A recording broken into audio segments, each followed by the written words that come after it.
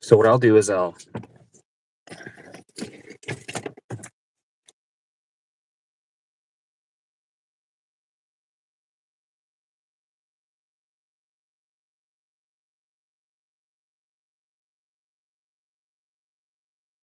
hey bro, what's going on?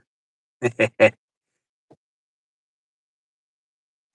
just wanted to test this out. Uh, Eventually I'm gonna be doing some live streams. What's up? I'll only be on for a couple of minutes, but I wanted to see if this works on my cell phone, and I'm gonna be doing this all also on my laptop. So hopefully, wow, we got 4 people already. This is awesome. So hopefully once a week we can do live streams, have some conversations, invite some people on there. Yeah, ask away, ask some questions. Let's do it. Can you hear me clearly?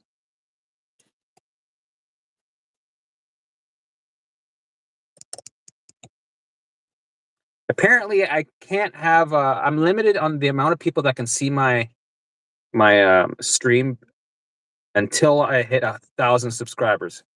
So it might take a couple months before I get there, and then we'll be able to have whoever. There won't be a limit on my audience. That's awesome. This is all new to me. This is pretty cool.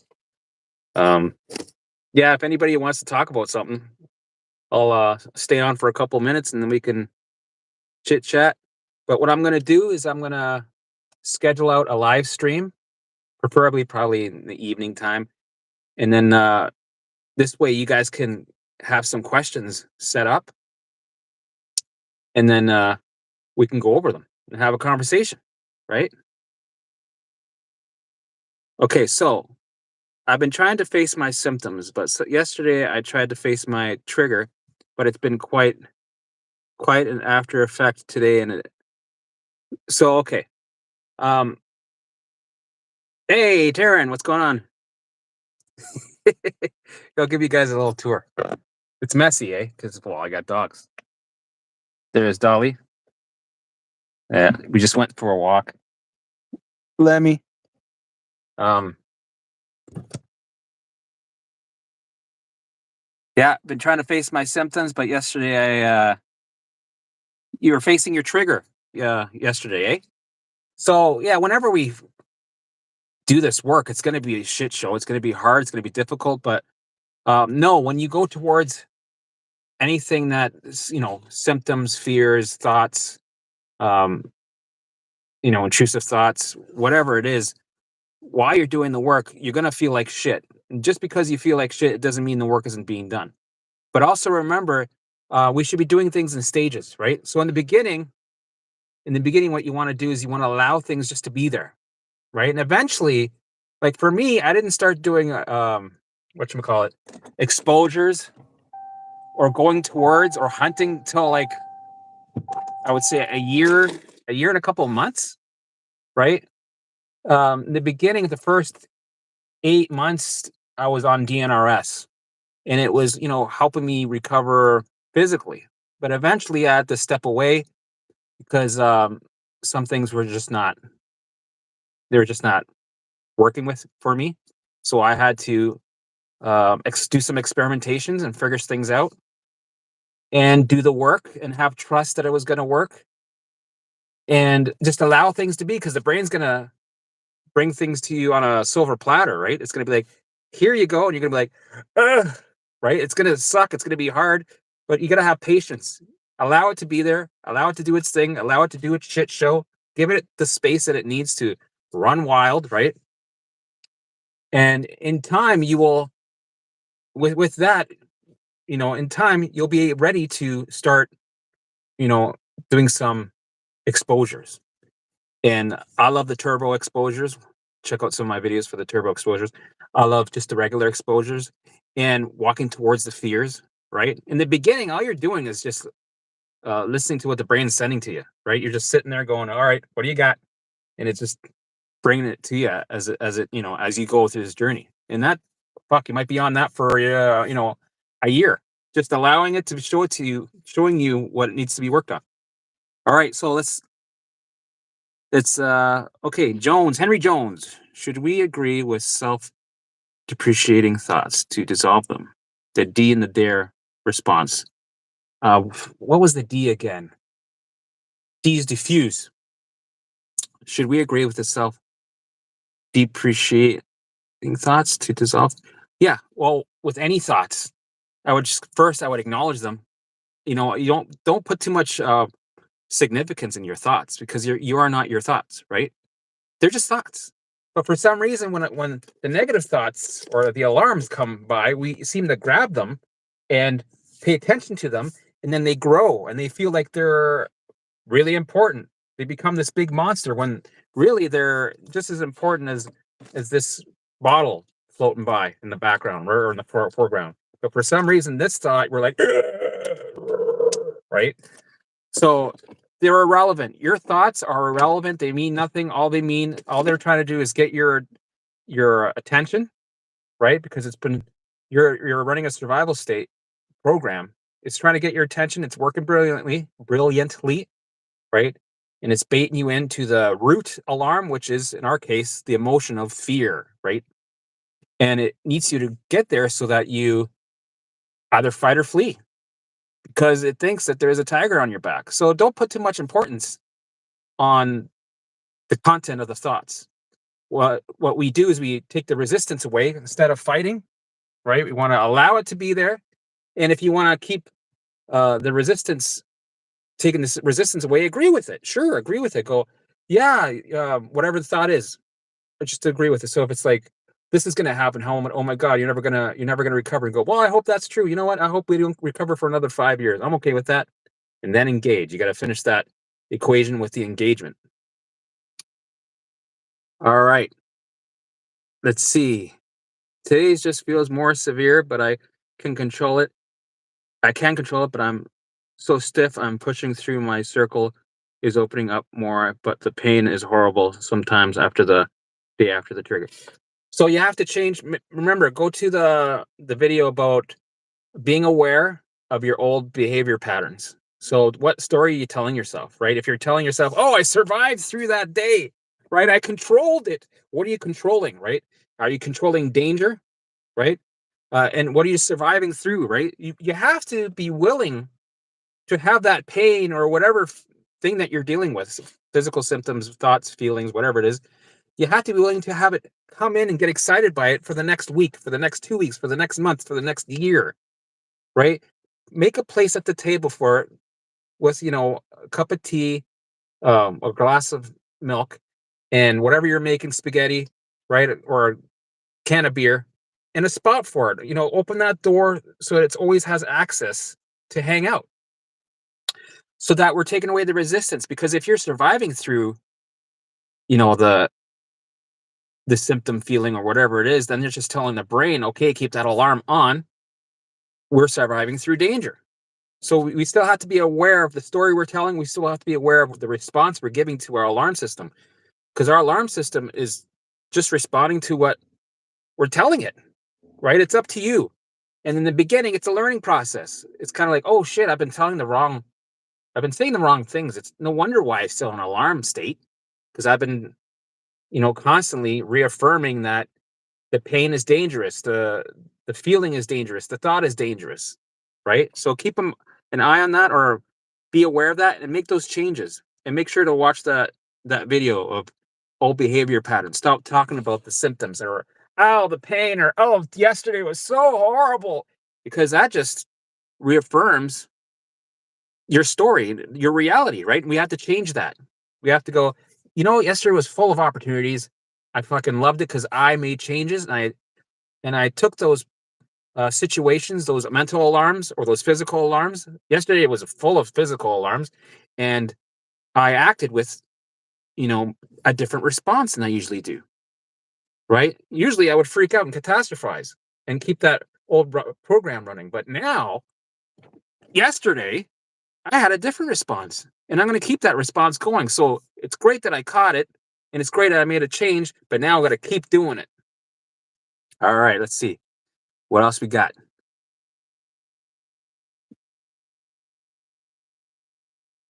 All right, awesome. Ambitious but rubbish. Love it. 2 months working with your methods every single day. Awesome. Dealing with ulcerative colitis. Yep. Feeling great. Thank you. All right. So remember, like I mentioned, it's good that you have the good days, but remember, the bad days are the days that we have opportunity to move forward. Those are good to have. For me, it took 2.5 years, right? And when you're first starting out, you're like, oh my God, I had such a horrible day. Oh my goodness. I've been only doing this for a week. But understand that, hey, you're still you're still a fresh spring chicken. You gotta know that it is a longer path, to be patient and to keep going. Even when you feel good, keep going. Because the days that are shit, right? The days that the clouds are over, and it's raining and you feel like crap, those are the days where work is done. So have the patience, keep going. It's a shit show. It's a roller coaster. It's like it's all over the place, right? And eventually you're gonna have those days stay, those beautiful days. You're gonna have sunshine that stays constantly, right? And like anything, weather, you're gonna have rain once in a while. But it's gonna be your new program that's staying mostly, right? And all those symptoms will lift as a consequence eventually. But in the beginning, you got to put the work in and you got to have patience. Awesome. Back spasms, eh? Don't worry about it. Let it do its thing. I know it's a stupid thing for me to say, don't worry about it, because you're going to worry about it anyway. You're going to have your freakouts. You know what? Have a couple of your freakouts. Get to know the back spasms, right? Get to know the symptom. And, back spasms, arm, shoulder pain, leg pain, gut issues.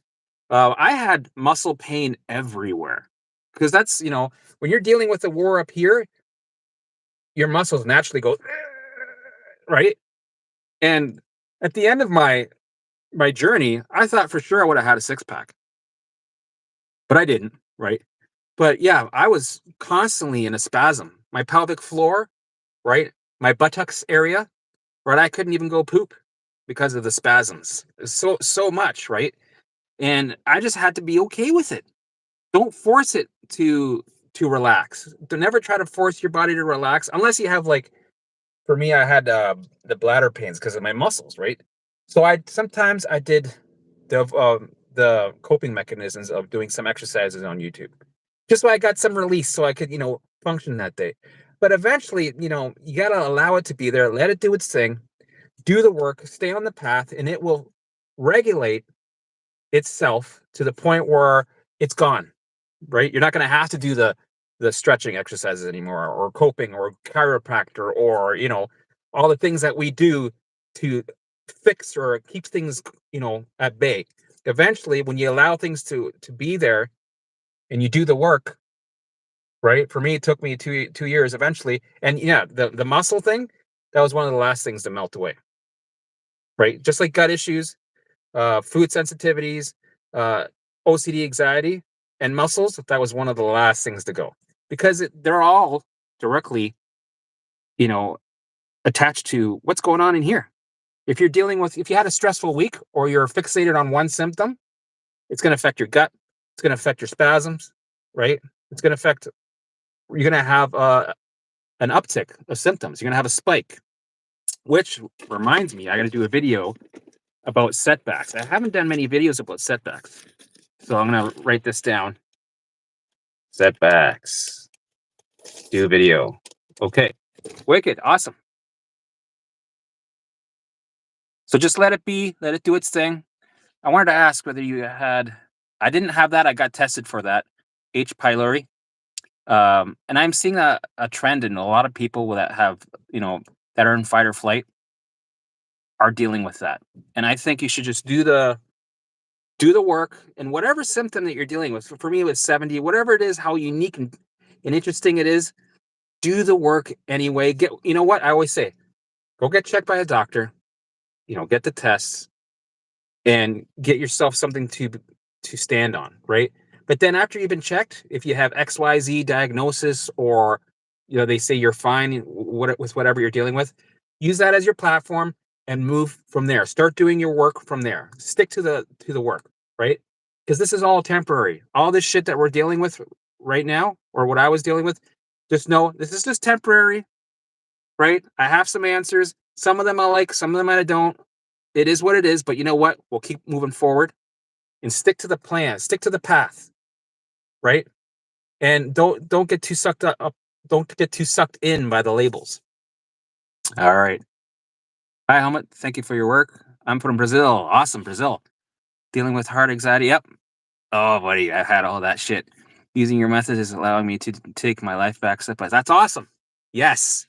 So yeah, I remember I was reading the Dare book, and it's interesting when you're reading about things that are supposed to help you, but you can't read them because they give you anxiety and they make you loop on. It gives your brain an idea what to loop on. So I remember reading the Dare book, and it had different sections of different things that people are afraid of when it comes to health anxiety. And one of them was the heart thing and breathing. Oh, well, I shouldn't talk about too much of this stuff because it might get you guys, triggered. But for a couple of days, it would list something. I'm like, oh, fuck, I wish I didn't see that. And then I would loop on it for, a week or whatever. And you know what? The fix is the same for everything. Allow it to be there and let it go crazy. Let yourself have a little freak out, right? And then agree with it. Go with the heart thing, whatever. I'd be like, yeah, let's have a heart attack, right? Like, I'd open up, because when you have any fear, when it comes to heart or whatever it is in the body, inside the body, whatever the fear is, your brain, whatever it is, it wants you to go, oh, right? It wants you to walk on eggshells. It wants you to be this little fragile thing and curl up into a ball, for safety. Instead, open up, right? Open up and lean into it and go, yes, that's what I want. Yes, give me those alarms. I love those alarms, right? And then engage. When you do that, the brain goes, oh, forget it. I'm going to leave that one. I'm going to find another alarm to get them going. And then you're going to see it's going to send you another alarm. You're going to be like, fuck, man, this is like a clockwork. The brain is brilliant. The way it's working, you become friends with it. You're going to be like, oh, man, you're just a classic. You're just classic. This is hilarious. Awesome. I'm happy.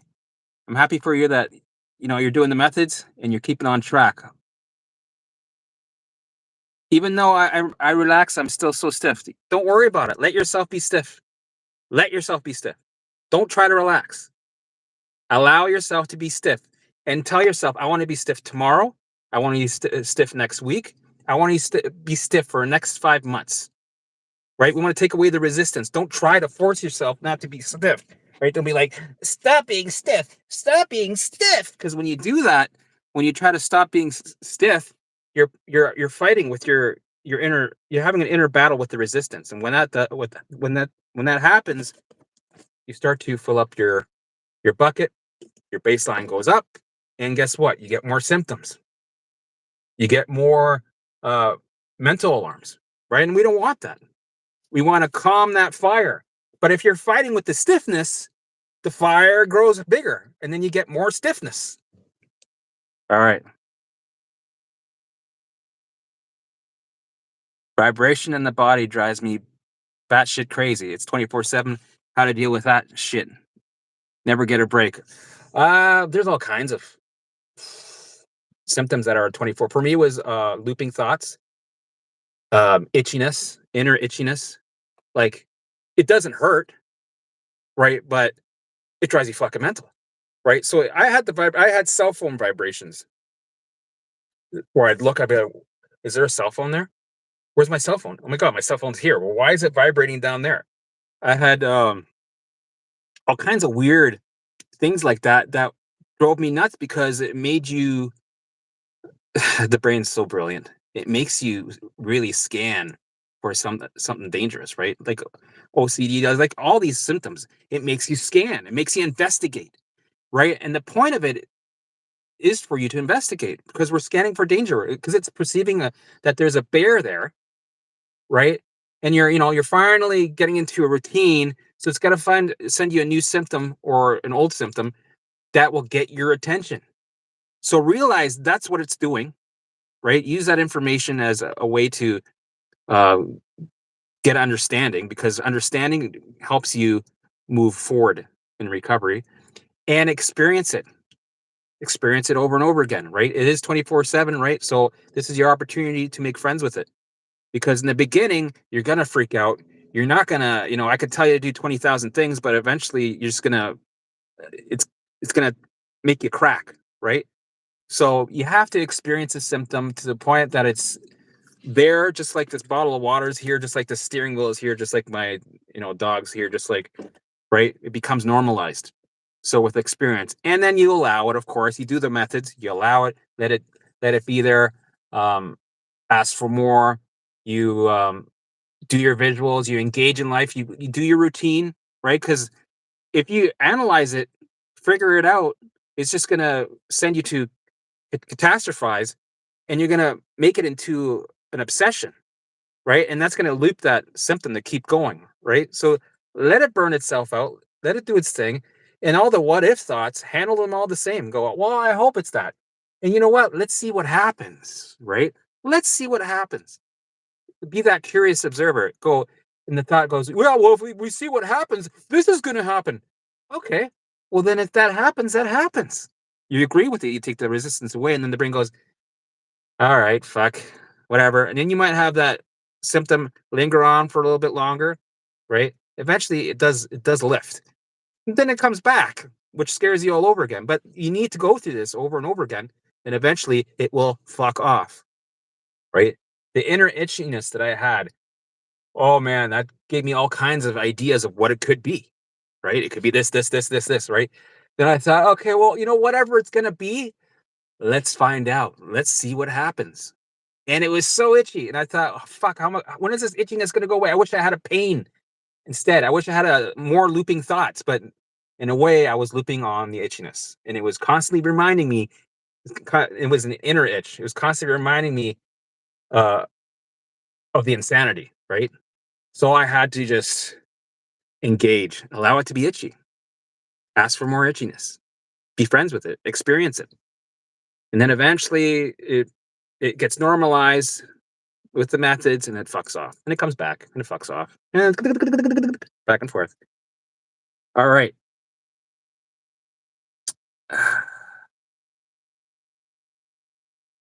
All right. Which of your videos should I watch first to go into the order of your process? You know what? It doesn't really matter.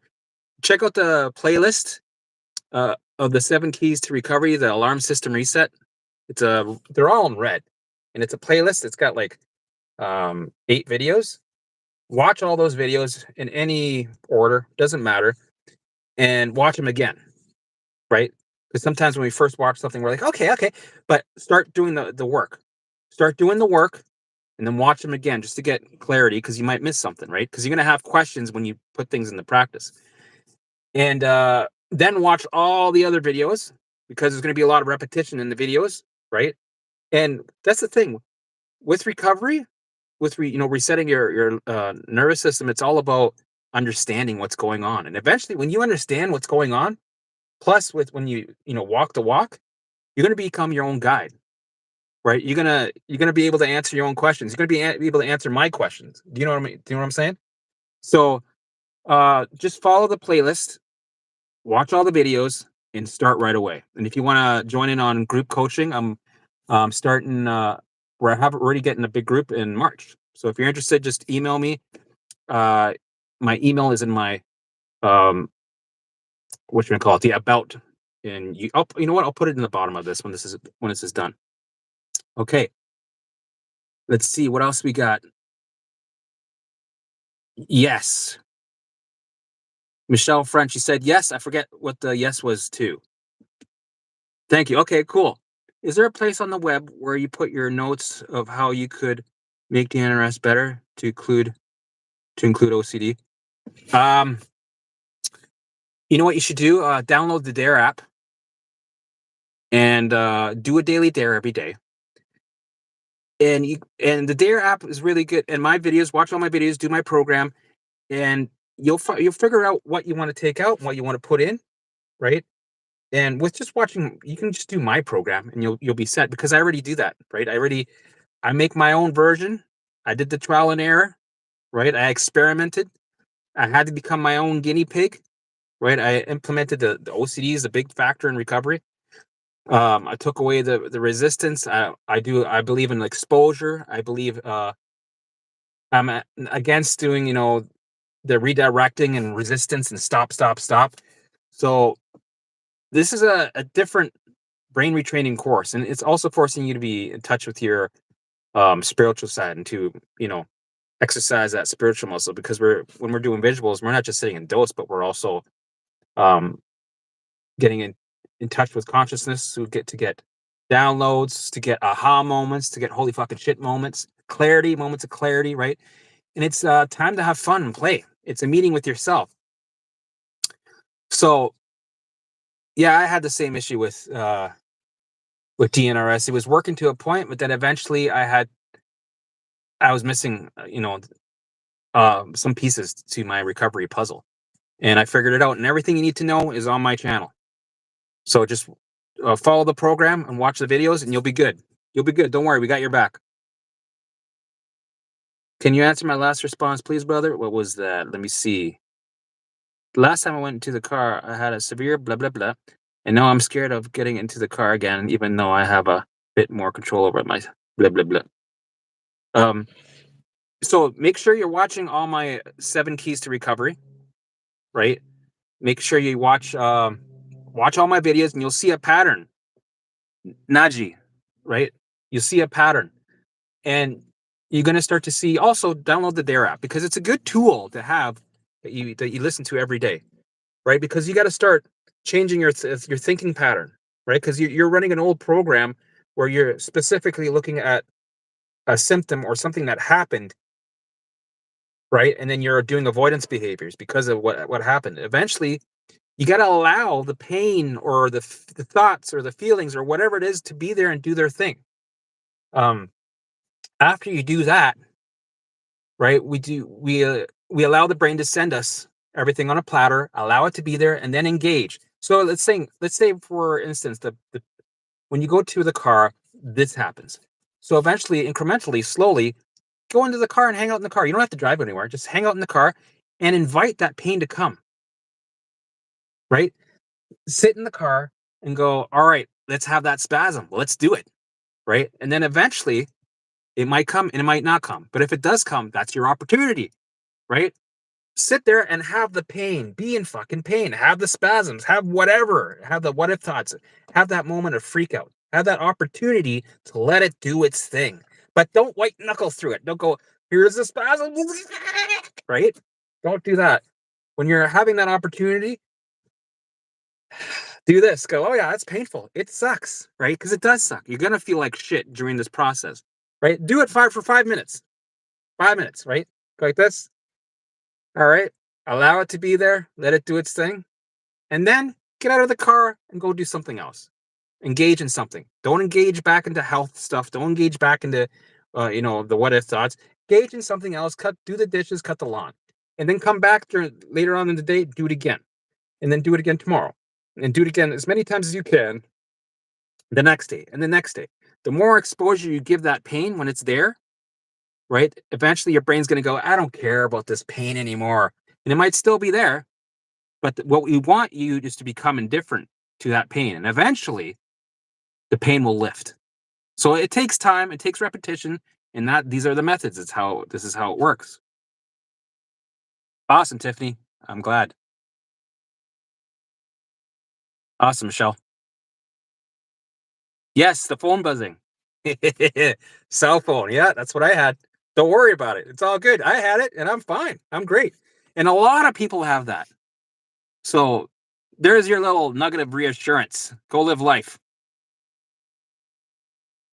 See, yeah. So Naji, it's the pain after I feel like I have to go back into bed and then up again. Yeah. So don't run to bed. Allow the pain to be there. Let it be there. Let it show its ugly face. Right? Don't overanalyze it. Don't try to figure it out. And don't keep talking about it. Because when people go, oh, but I feel like this. Oh, yesterday, when you do that, it's going to keep happening. You have to start taking control of your behavior patterns, right? If you're a person that wants to keep talking about symptoms constantly, right, and complaining and telling people, right, and you're not doing the program, you're not sticking to the path. If you're a person that wants to constantly complain, then you're going to stay stuck. You're not going to move forward because you're telling the brain that there are alarms there, right, and those alarms are going to stay. We want to change the program. We want to get a new program in, right? That old program, we want it to go and have the new program take place. So there's a transitional period that's going to suck. You're going to have pain. You're going to have thoughts. You're going to have all kinds of things happen, right? You got to have patience. It's a roller coaster, but you got to move forward. You got to make that change. You got to actually make the change, right? What I've noticed is sometimes people they they watch the videos, but they don't actually do anything about it, right? So be a person that takes the bull by the horns and actually moves forward and says, "I'm fucking doing this. Let's do it. Let's actually make a change." Right? Let's not talk about symptoms. Let's not talk about um, my story to let's not keep telling the same bullshit story. Let's change the story, right? All right. Kobe Paul. No, I didn't. I had in the beginning I had it for a week. So I was lucky. It's it wasn't one of those things that I focused on because I had 70 other symptoms that drove me nuts. But I know a lot of people who had the tendonitis. It's literally an alarm, right? It's getting your attention, drives you nuts, just like an itch can drive you nuts, just like any of the other gut issues, you name it. They drive you nuts. They get your fucking attention, and it's never something like butterflies and daffodils. It's always something that's gonna scare the crap out of you. That's its job. It's doing its job. So treat it like any other symptom. If you have, I'm sure you have more than one symptom. Treat them all the same. Allow it to be there. Let it ring. Let it do its thing, and do the work. Right. And with repetition, eventually it'll lift when it's ready to lift. You like Israel? I'm not sure. What is Israel? All right. Michelle Callman. What about Bedbound? How to engage? Have a schedule. So I was bedridden for 3 months. You got to start small and you got to start pushing. Right? Start small, but make sure you make a routine of the small things. Have a lot of like with me, I had a schedule and I had a lot of small things because I couldn't do one thing for a long time. Right? Eventually, right, with the chronic fatigue syndrome, with the insane mental symptoms that I was doing, I got I had a routine that I was sticking to, and it sucked. Every day fucking sucked. Everything was hard. Everything was hard being bedridden, just like everything was hard not being in bed. So no matter what I did, it sucked. So I might as well work towards recovery and having it suck and get something out of it. So you're gonna have to push out of your zone, your safety zone, which is being in bed. So you can start in bed, right? Create a routine that's in bed, but your goal is to get out of bed, right? Your goal is to have maybe in a month from now have a routine where it means where you're walking from here to the end of wherever you live, and have that as a part of your routine back and forth. You're either doing dishes, you're doing things. You're not just going there to walk there because you want to. You're not making it into an event that you don't want to emphasize what you can't do. That's why we tuck it into our routines, and eventually we want to have movement outside, right? So maybe just stand outside for a little bit, walk to the end of your driveway, come back inside, stick to your routine. Routine. This is where you have to figure out how to implement the program into your life because everybody's in different places with different symptoms, right? Bedridden, can't do this, can't do that, can do this, can't, but mental, oh my God, my physical, oh my God, like everybody's got different versions of alarms, right? You got to figure out how to implement the program into your life, but eventually you got to push out more out of your circle. So your circle's like this, right? This. You have to get uncomfortable. You have to push out. And the best way to push out in anything is to tuck it into a routine. Stick to a routine like it's your religion, right? This is your religion now. Your routine, your schedule is your religion. You stick to it every day, no matter what. You do it every day.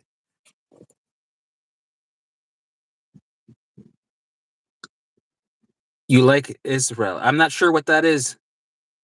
Been having it for 15 years. What was that? Oh yeah, I know some people have had it for a while, but the things didn't lift until they did the right methods, right? Because if with things that have been chronic, they think they've been doing it wrong. They've been avoiding, distracting, trying to fix, trying to analyze, right? They've been going down the rabbit holes, the Facebook rabbit holes. They've been, just reaffirming all their lives that this is dangerous, and the brain keeps it in a chronic state. And you create neural pathways, right, and it keeps it locked in, right. So that's the thing. You have to, not even think about, well, it's been 15 years, so that means this is a special case. If I can't recover in 15 years, right? You have a lot of doubts. You have belief systems involved in there, right? You have to break free of all that. You have to be okay with it being there for another 5 years. Be really mentally okay with it being there for another 5 years. And the only way to do that is to literally reprogram your thinking and your methods, right? And eventually, when you bring your baseline down and turn off alarms properly, it will lift. All right. Oh, I got all these questions. Crazy, crazy.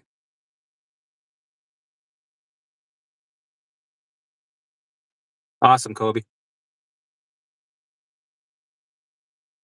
Okay, I've been really trying to lose weight, but the scale is going up, not down, no matter how hard I try. I feel like my brain is looping on this. It seems like it's always been on my mind. You know what? Weight is one of those things that I've also dealt with because I had food sensitivities for 2 years, and I finally was able to eat. Like I could only eat two safe foods. So with when I could finally eat all the foods again, I was like, I'm gonna enjoy the food for a year or two, and I did. And when I did that, I created bad habits, right? And weight is one of those things. It's like just like the symptoms.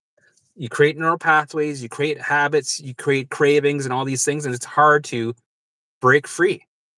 But I'm pretty confident when you do the work, when you bring down your baseline, right? When you regulate your limbic system, um, I think that what happens is it's not going to hold on to the weight so strongly because it's perceiving danger, right? It's thinking that there's a famine coming close by, so you're not going to see much different on the scale because it's a survival mechanism, right? That's keeping you uh, your storage, your energy storage there because it thinks there's a famine coming. So if we regulate that, we take our association with food, we kind of distance ourselves with it, and then we'll be able to tackle it with more of a relaxed way of doing things. I like Israel. I don't even know. Okay, yes, yes, way more than one. Okay, okay, brother. Okay, I already read that. How to stop tape running in back of mind of real medical things that can't be taken care of for now for over a year. How to stop. So if you're dealing with real medical things, well, treat them like everything else. With me, it was I knew I had ulcerative colitis, and I knew that I was going to get rid of it eventually by doing the work. So I allowed it to be there. I go, oh, okay, right. Nothing for me to really think about. I have it. Okay. So I acknowledged it. I let the alarms be there. I said, if it happens, it happens. If I have a flare, I have a flare. Okay, well, there's nothing much I can really do about it. Accept it, allow it to be there, um, and then engage, right? And eventually, when I emptied my bucket and brought my baseline down, it lifted. So you can even make deals with yourself if you want. You can even go, you know what? Um, I know that if I do the work, this will lift. Eventually, I will regulate it. So that's the deal I'm having. So for now, let's just put it on the shelf, right? All the labels, all the things, the diagnoses that I've had, put it on the shelf, and we'll get to it when I'm fully regulated. And by then, I probably don't have to get to it because it'll be gone.